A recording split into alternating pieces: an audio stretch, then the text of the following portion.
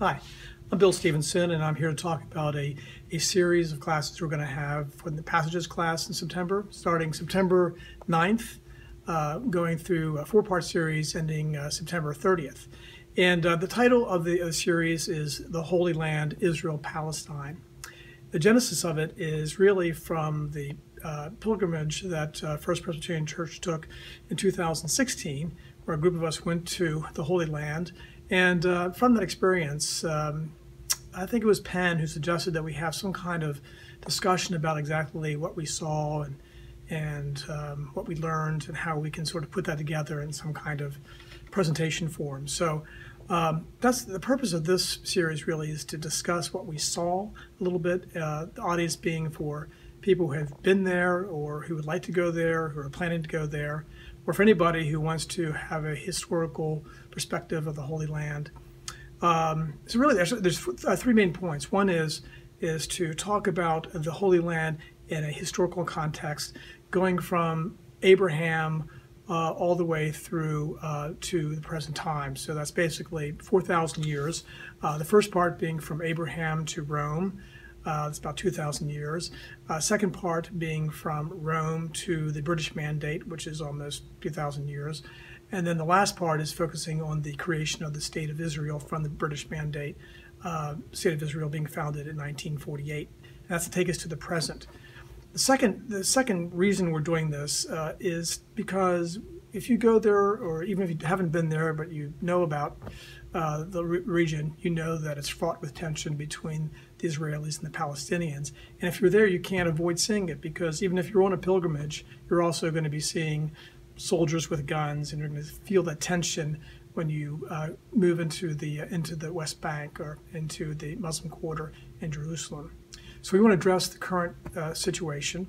And the third reason is because you might know this, I didn't know this, but the Presbyterian Church USA has a position on what's on Israel today and on the Palestinian-Israeli conflict. We have policies, we have actions that we've taken. So the last session we'll be addressing that, and we'll be hearing from members of the church who will be able to speak to our ministry there, our missionaries there, and our policies there. So hope you come and enjoy the series.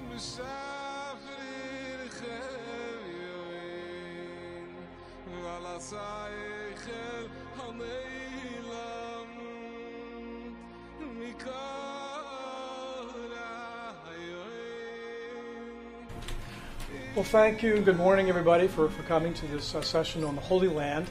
I just wanted to open with a word of prayer.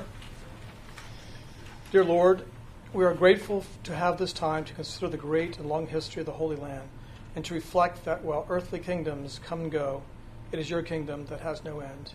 In Jesus' name, amen. Okay, so first slide here. And can everybody hear me okay without the mic?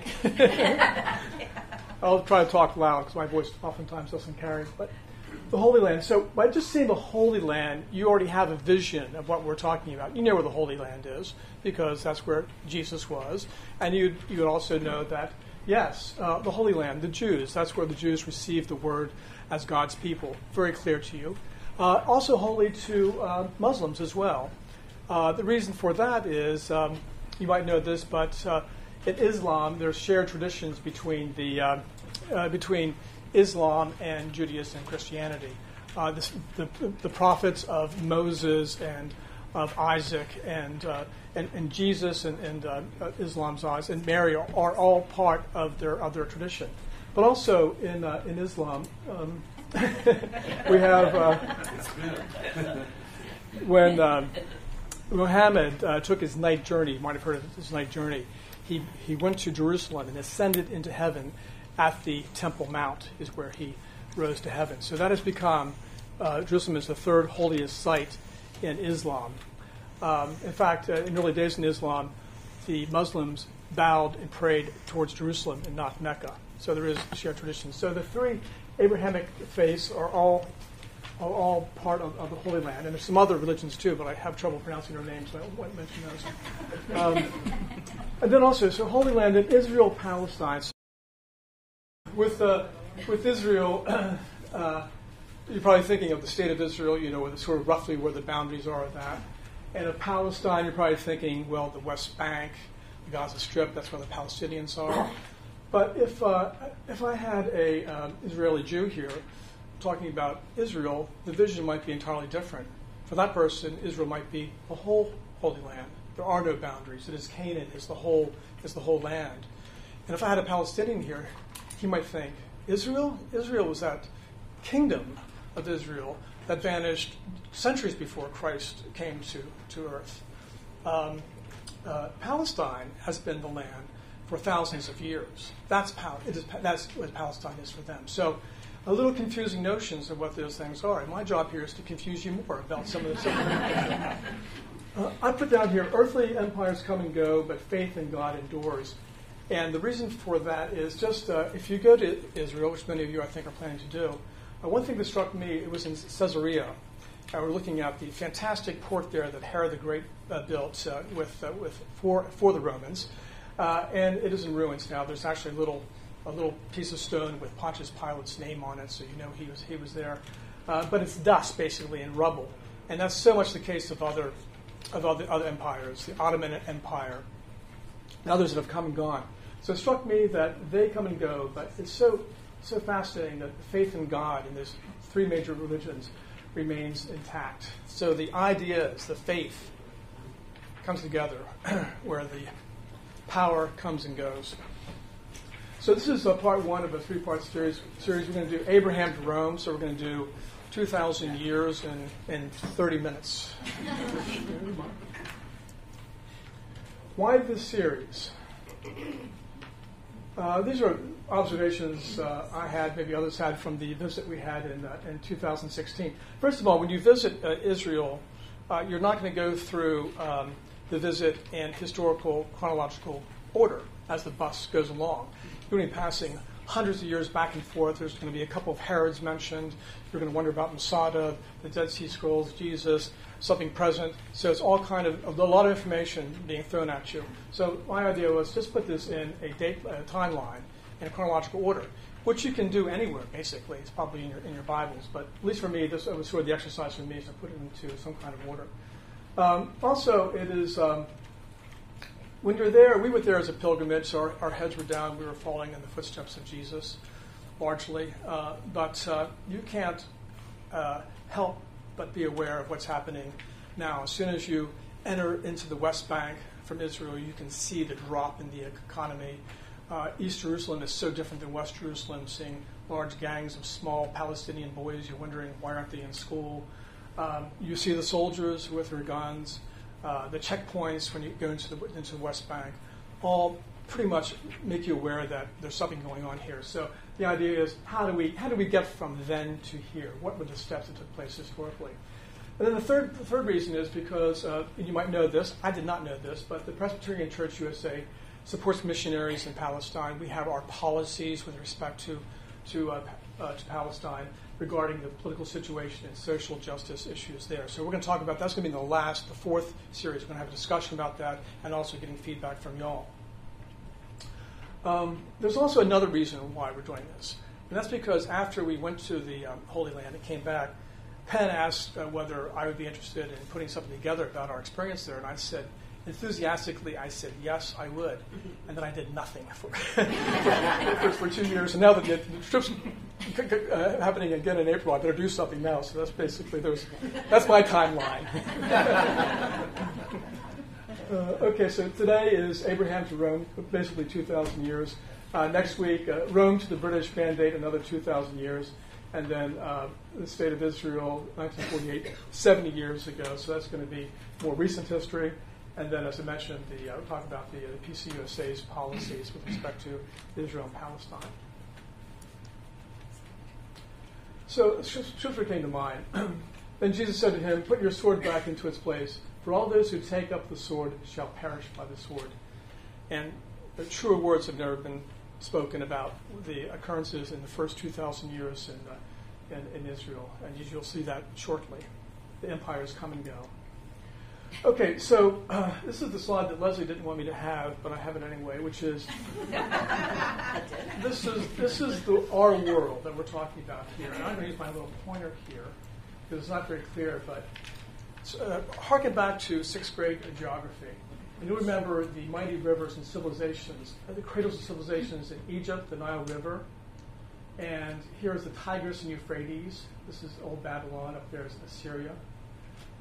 And this is the Fertile Crescent around here. So as man domesticated grains like barley and wheat, I love the concept of domesticating grains, and domesticated livestock, he moved from a nomadic existence to semi-nomadic and then eventually to a sedentary existence where he can have a very complex society with people who worked at the bottom and people who ruled at the top and kings at the top. And these areas, because of the fantastic river systems they have, they're able to have very fertile land, develop a large quantity of grains and food for the people, so they grew large populations. Whereas the Holy Land, it does have a river system, the Jordan, which isn't a very huge river, as you'll see. That's the major river system. It is fertile, but it's much smaller, so it can sustain a much smaller population. So these two areas grew hugely in terms of people. And with people and with sedentary life, you have a complex society with a king at the top, and the king needs an army to protect himself, and the king needs an army to protect his land from others.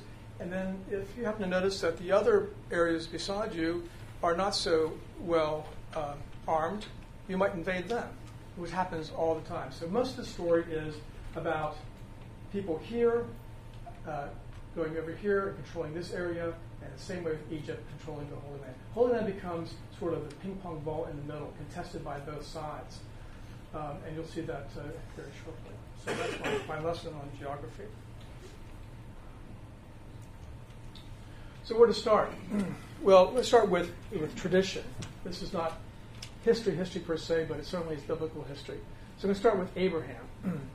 And so for the Bible, Abraham, the Hebrew, moves from Mesopotamia or to Canaan, as you know from your Sunday school, and to your descendants. I give this land, God says, from the river of Egypt to the great river, the river Euphrates, just as I mentioned.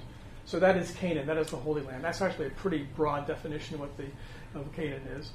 And he has a son with son Isaac with Sarah, as you know.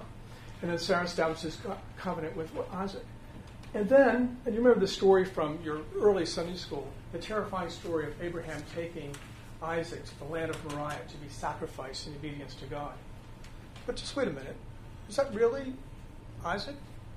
Because under another tradition, which is the Quran, it's Abraham's first son. The first son is Ishmael, as you know, born to Hagar, the Egyptian slave girl. And according to Islam, it's Ishmael who's to be sacrificed, not Isaac. So a completely different perspective.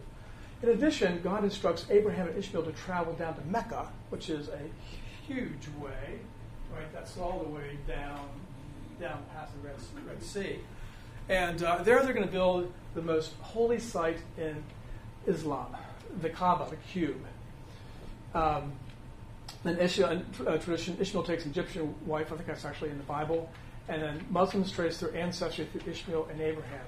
So a different tradition. But I say here at the bottom, can there be more than one truth? I really mean, is there more than one tradition? And of course there is. And I don't mean actually, as I thought about this, to say that Islam is in opposition to Judaism at this point. It's really more complementary, I think.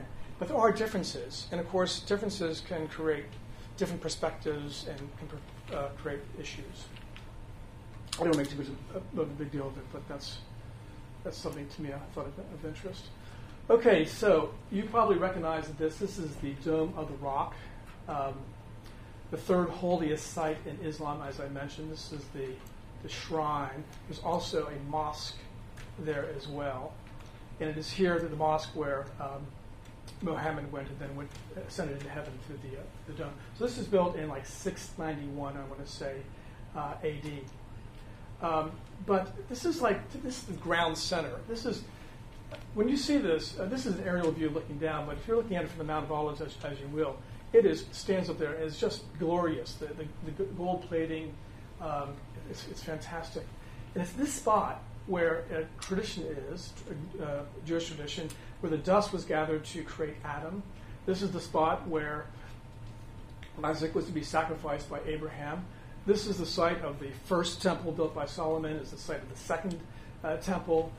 It is the site of a Crusader church at one time, and there's some other things I'm missing too. But this is a really intense spot. When you go to this, it's in the Muslim Quarter, and you'll find it to be fantastic.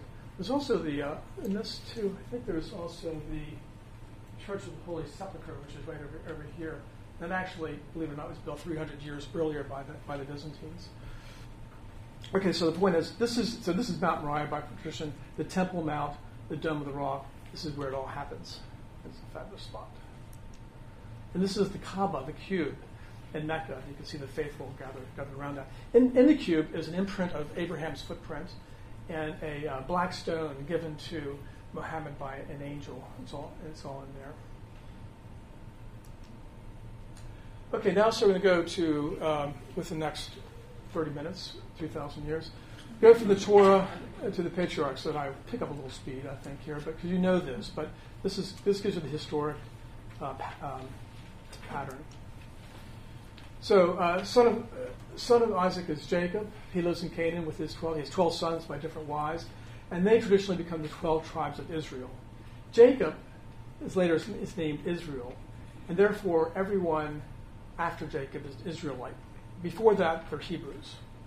Abraham was a Hebrew, but not an Israelite, for example.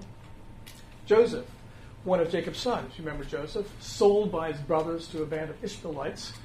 He ends up in Egypt and does very well there, becomes an advisor to the Pharaoh, brings over his family over there. But those descendants become slaves in Egypt. So it takes Moses, descendant of Joseph, to take the Israelites out of Egypt. This is the Exodus, obviously. The Israelites receive the Ten Commandments, Mount Sinai, God's law, and regard themselves as God's chosen people.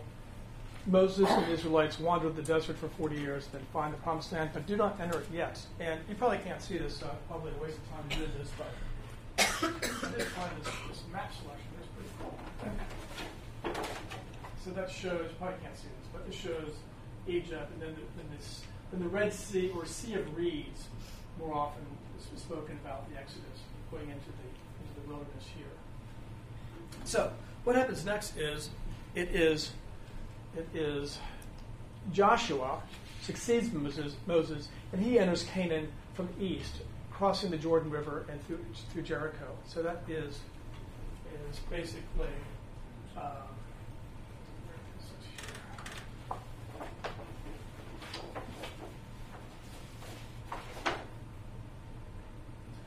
you can't see this problem, but here's Jerusalem, here's Jericho. So basically an end round through Jericho right here. And Jericho is at the head of the Dead Sea. It's believed to be the largest, the oldest walled city in the world. It was important for the salt trade coming up from the Dead Sea. But anyway, the taking of Jericho and Canaan, as you recall from the Bible, it's a pretty bloody affair. Everybody gets slaughtered in Jericho except for one typo there, except for one person. So anyway, the point is that the Israelites are back in Canaan, back into the Promised Land. There is Jericho, misspelled again. See, there's the walled city, and there's the Jordan River. Now we were all amazed with the Jordan River, but it's not very large. It probably was larger back then because a lot of the water is drawn off for agricultural reasons, but it's quite small and quite muddy. And this traditionally is the spot where Jesus was baptized by John the Baptist, and also the spot where Joshua, where the Jordan River parted for Joshua and the Israelites in their way to conquer Canaan. They don't conquer Canaan all the way because, let's see what happens here. The Israelites are in Canaan as these 12 semi-nomadic Bronze Age people. They're held together by their covenant with Yahweh. But there are other bands of Canaanites still there. And actually, a lot of historians think that not all the Israelites went to Egypt, but many were still in the Holy Land to begin with, and they were just there and joined by Joshua and the other Israelites. Another group comes in about the same time, 1200 BC, the Sea Peoples, coming from the Aegean, so close to Greece, between Greece and Turkey. And this includes the Philistines, the Palestinians, and they settle in the Gaza Strip area. And they're amazing people. They're good traders. They develop a very organized society, military society, and they learn how to smelt iron ore to make iron and make weapons, which gives them a technological advantage over the Israelites. As a consequence, the Philistines defeat the Israelites in 1050, seize the Ark of the Covenant, which is so that's the wooden, golden covered unit that holds the stone tablets, the Ten Commandments, and they destroy Shiloh, where the Ark of the Covenant was. So this is hugely devastating to the Israelites. Shiloh, I hadn't realized, I thought Shiloh was in Tennessee, but it's not. In response, the Israelites reorganized and decided to elect a king. So the Israelites, before they're governed by these charismatic judges, Deborah, Gideon, Samson, and they decided, this is not working, we're getting defeated by the Philistines, we've got to reorganize. So they elect a king, and that is Saul. Saul is the first king of the Israelites.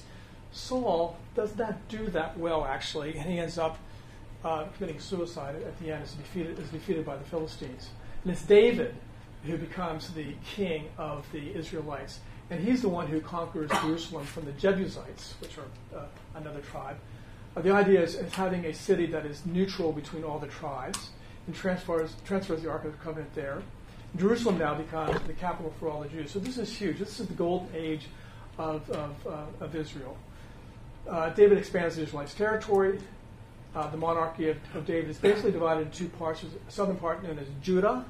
The northern part is known as Israel. It's also known confusingly as Samaria.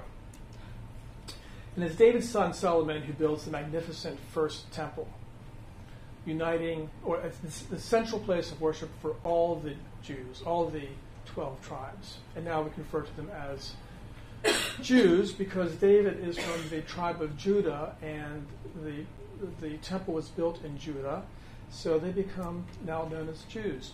Solomon's reign is prosperous, but not all share in the good times. To build the temple was very expensive, so people were getting taxed, and nobody likes taxes, and there's a lot of complaints about that, and squabbles among the tribes. There's the tribes, and so after Solomon's death, the kingdom breaks up into two rival kingdoms. The 10 tribes, the northern tribes, known as Israel, are spun off, and the two southern tribes, Judah and Benjamin, are intact. But now there's two separate monarchies, and consequently, the overall Israelite position in the region weakens.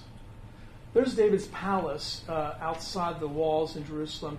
Archaeologists they found this relatively recently, and it is they're very excited about this because this gives archaeological evidence of David being there in Jerusalem. And this is a rendition of Solomon's temple. You can see it was fantastic and very expensive, apparently. So Lincoln was the first to say this: if a house be divided against itself, that house cannot stand, meaning that the Israelites are now divided. And because they are divided, a new power develops, and that is Assyria, which is, so think northern Iraq. Assyria becomes a military power, and Israel is defeated by the Assyrians in 722. The Assyrians, they come in, and what is their custom is that they deport all the natives and replace them with other people. So they replace all the Israelites and replace them with Babylonians and Syrians. This is known as the exile of the 10 northern tribes, or the lost tribes you've heard about all your lives. Lost tribes end up in various places, including Africa and North America. It's quite amazing. In Israel, the newcomers intermingle with the natives and worship Yahweh, and they are the predecessors of the Samaritans, who are Jewish but not regarded as Jewish by the Jews. Judah pays tribute to Assyria. They duck a bullet. That's how instead of getting invaded, you just pay protection money. So don't invade me, you get some money. The Judean king, Hezekiah, strengthens Jerusalem and digs the famous Siloam tunnel. So outside the Jerusalem's walls into inside this Jerusalem to prepare for showdown with the Assyrians. But that never comes.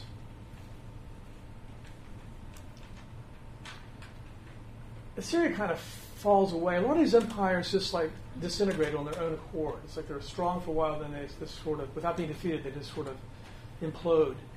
Egypt's allied with and then replaces Assyria. Judah unwisely fights Egypt. This is the Battle of Megiddo in 609 BC, but is defeated. Judah is intact, but now pays tribute to Egypt. They're the new power. But there's more to come, because it keeps, you'll see, it keeps another wave. The next wave, this is Hezekiah's tunnel, which is, you'll see that in your tour. It's fantastic. This is not a very good photograph of it, but the water supply is pretty neat, actually, how it works. And there's another poor photograph of Megiddo in the northern part, but in Israel, northern part, north of Samaria, and that's in the. You'll see that it's part of the trade route that went back between Egypt and Mesopotamia. Because next we have mighty Babylon, King Nebuchadnezzar. You'll remember from 6th grade. He becomes the dominant power in the region. He defeats Egypt and destroys Jerusalem. Actually, this happens over many years. There was like 3 revolts, but eventually Babylon just has had enough and it destroys Jerusalem and the temple. So this is obviously devastating to the Jews. But importantly for Jewish history, the kingdom of Judah has lasted 400 years. So they take pride in the fact that there was that long history in the Holy Land. A portion of the Jews, mainly the elite, become exiles in Babylonia, the famous Babylonian captivity. The Jews dream of return to Judah and of a Messiah to deliver them. The Torah is written while in captivity, and the Torah becomes the common bond linking Jews across the Levant and Egypt. And this is a critical point, because the Jews are stateless, but they are scattered from Egypt through the Holy Land to Mesopotamia, that whole area. But they have a common bond through religion and through custom. And that's what helps a stateless people stay united. And so this is actually the beginning. This is like the first diaspora. And it would be repeated largely in the world, with the Jews maintaining contact with each other through their religion, no matter where they are in the world, no matter what their language is. Okay, so Babylon. Now we have another turn of the screw, and this is Persia. Babylon didn't really last that long. You can see in your timelines of some of these dates. And Babylon's conquered by Cyrus the Persian in 539 BC. In a grand irony, Cyrus sends the Jews back to Judah. So the irony of this is that Persians are the predecessors of the Iranians now. Of course, the Iranians don't even acknowledge the fact that Israel exists. But here, the Persians are sending the Jews back to Judah. Not all the Jews want to leave, however, because some of them are doing quite well there. Persia conquers Egypt. There's Jews in Egypt. Not all Jews want to leave Egypt. Judea is small, it's impoverished. It's really not a place to be for a lot of the Jews who have wealthy merchant practices, for example. The temple is rebuilt in 515 BC, but it's a shadow of its former self. Ezra is sent, the scribe is sent from Persia to Judea. We're calling Judah now, confusingly, Judea. Judea is just the Greek for Judah. Judah's Hebrew, Judea is Greek. Ezra is sent to make the Torah the law of the land under the authority of the Persian emperor. So please be there. Please populate the area. Oh, so if you're having difficulty and wondering the difference between Assyrians, Babylonians, and Persians, the differences are subtle. So this is, I'm sure I'll get a letter from the Assyrian Anti-Defamation League for this one. Now, another turn of the screw. It's the Greeks' turn. So the Persians are fighting the Greeks, remember, from Marathon and things like that. But it's Alexander the Great. You remember him. He conquers everything. He conquers not only, he's Macedonian, actually.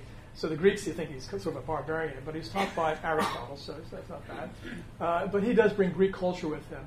And Greek culture spreads out throughout the Holy Land and also all the way to India through Alexander the Great. Greek language and culture has a huge impact. Alexander dies quite young at 33, and his empire is divided among his generals. The ones that are important for this story are the Seleucids. Seleucus, Mesopotamia is one of his generals, and Ptolemy, the Ptolemies in Egypt. And of course, they fight each other, and they fight over Judea. And it's contested for the first century, Egypt, the Ptolemies control, and then the Seleucids do. It doesn't matter. They're both Hellenistic. They're both Greek cultures. The Jews in Egypt are Hellenized. Torah is translated into Greek at that time. No more Jews. Now there's more Jews outside of Judea than in it. They're part of the whole general area. The Jews in Judea are increasingly Hellenized, and the Seleucid emperor Antiochus IV issues decrees forbidding Jewish practices. I've compressed a lot of history in this, but I mean it's bad. I mean he's basically stealing money from the temple. He's outlawing Jewish practices such as circumcision. He's instituting Greek things like the gymnasium where men wrestle nude. It's very offensive to the traditional Jews, and he also slaughters pigs in the Jewish temple. So he's causing outrage among a lot of the Jews. Not all the Jews, but a lot of the Jews. And so here come the Maccabees. Not to be confused with the Fraternal Order of Maccabees, founded in Indiana.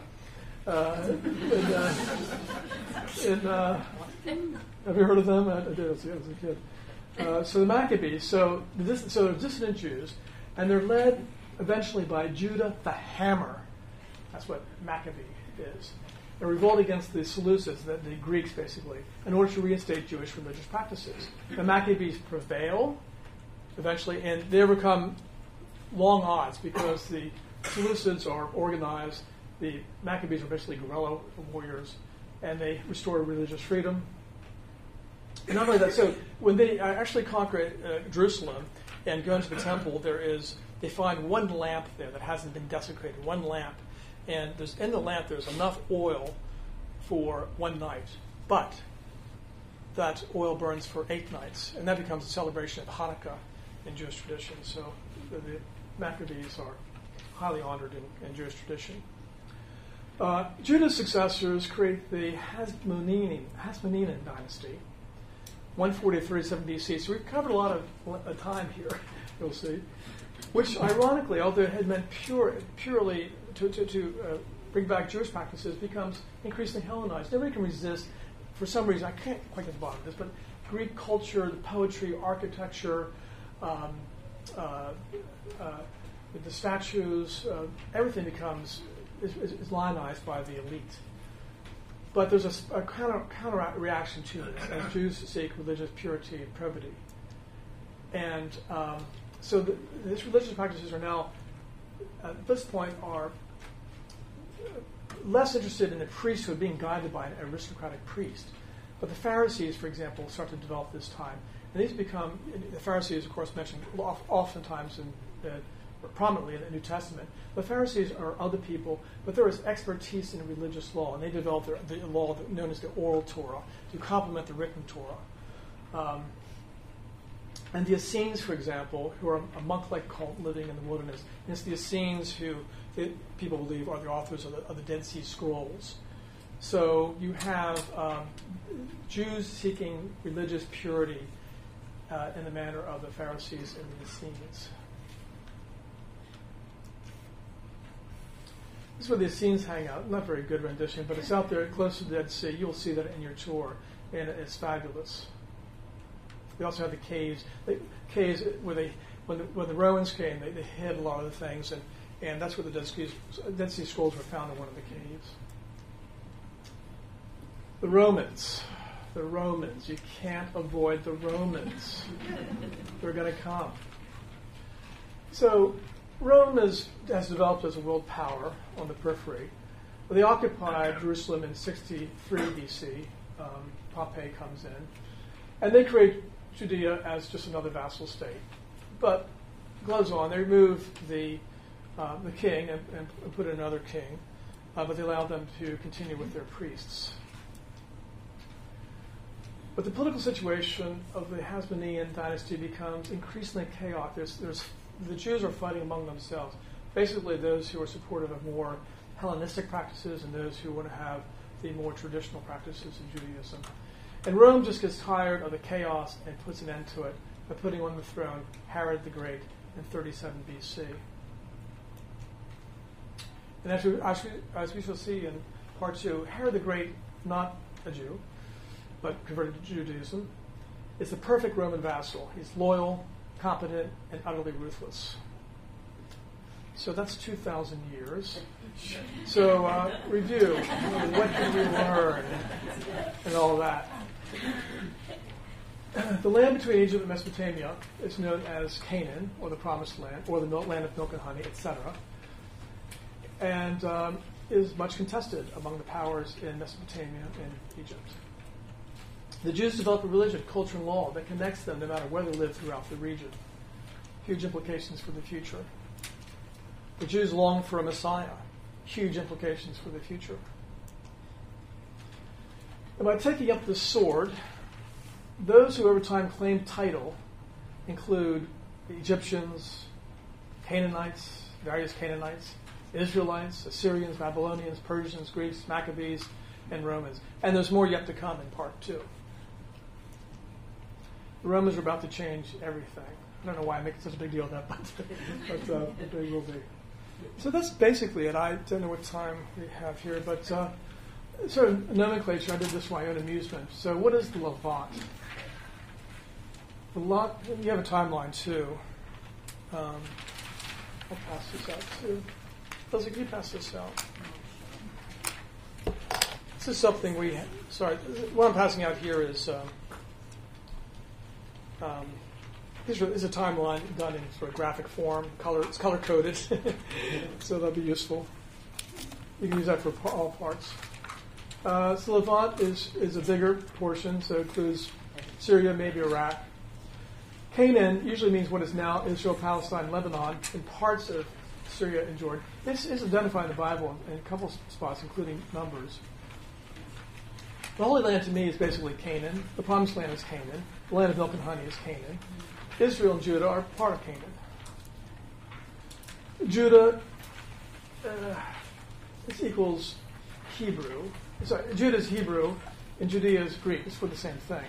However, Judah usually refers to the southern region of the two kingdoms, the exact spot where Jerusalem is. Whereas Judea, oftentimes when you read about Judea, it really means the whole area. So the terms can be very confusing. Like the term Palestine can be very confusing. Hebrew, broadly defined, Abraham was one. Israelite is a member of the 12 tribes. Jacob was the first. Jew from Judah, used after King David to identify Israelites. Philistines, one of the sea people. So Philistines were often now thought of as Palestinians. In Assyria, think of northern Iraq. Babylon, think of middle to southern Iraq. Persia, think Iran. And I won't go to the timeline because you all have a timeline, which basically parallels what I had in the slides. So that's a lot of stuff. I realize that, but I want to make sure we got through it. And I see I sort of went faster than I probably should have. But any questions, comments, corrections? Oh yeah, I have one correction. So I said that the Muslims trace their lineage through Ishmael, but it's probably more accurate to say the Arabs do instead of the Muslims, since Indonesians or Muslim probably don't. Maybe they do. I don't know. Any comments? Questions?